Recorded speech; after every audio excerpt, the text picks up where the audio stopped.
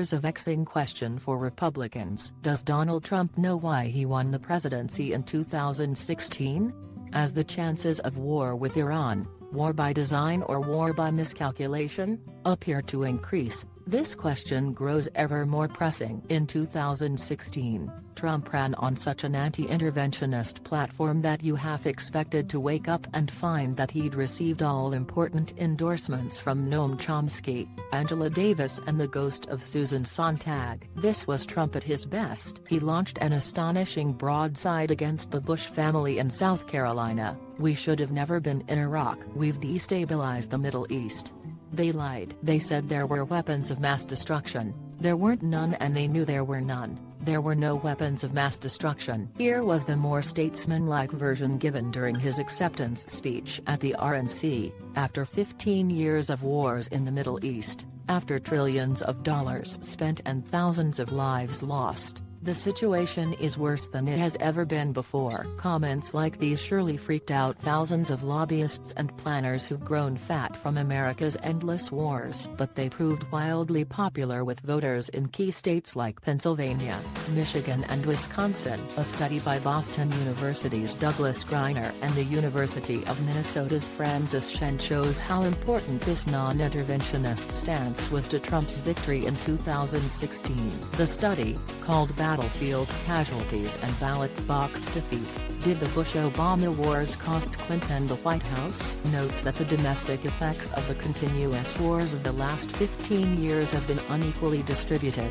Greiner and Shen say that few Americans took much notice of these wars. The vast majority of citizens have no direct connection to those soldiers fighting, dying, and returning wounded from combat. Yet there is an increasing divide emerging between communities whose young people are dying to defend the country, and those communities whose young people are not. The study finds that there is a significant and meaningful relationship between a community's rate of military sacrifice and its support for Trump. Their data suggests that if 3 states key to Trump's victory, Pennsylvania, Michigan, and Wisconsin, had suffered even a modestly lower casualty rate, all 3 could have flipped from red to blue and sent Hillary Clinton to the White House. The policymaking implications ought to be clear to everybody, even National Security Advisor John Bolton. If Trump wants to win again in 2020, he must avoid more ground wars in the Middle East, otherwise he will alienate key portions of his base that put him in the White House. When he was asked by reporters this week if war with Iran was possible, Trump said, "We'll see what happens.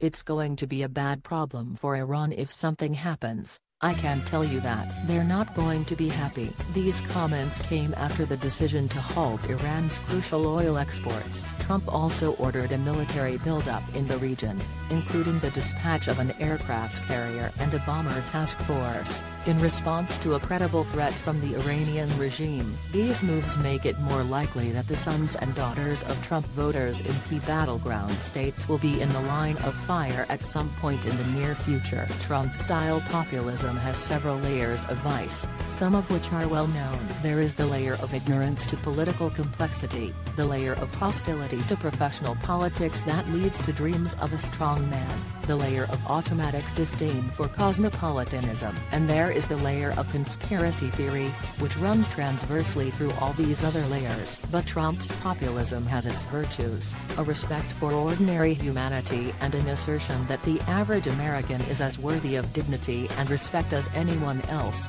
a knuckleheaded good sense that comes from boardrooms not seminar rooms, a refusal to be cowed by opponents of superior wealth and credentials, a concern for the home, the family and for law and order. Above all, there is the refusal to be railroaded into foolish schemes by elites who regard themselves as the vanguard of history. In 2016, this manifested itself most clearly in Trump's condemnation of the dumb foreign wars of the past and the present. Bolton and the Trump administration hawks surely have thousands of reasons and whole entire PowerPoint presentations that explain in detail why war with Iran is a wonderful idea. Perhaps for months now they've worked on Trump and sat him down in meetings in which Bolton explains himself into a frenzy regarding the strategic significance of the Strait of Hormuz, the increasing fears of the Israelis and the Saudis, and the pernicious influence of Iran across the Arab world. Perhaps it's a a good thing that Trump has such a short attention span. Or maybe the hawks are right.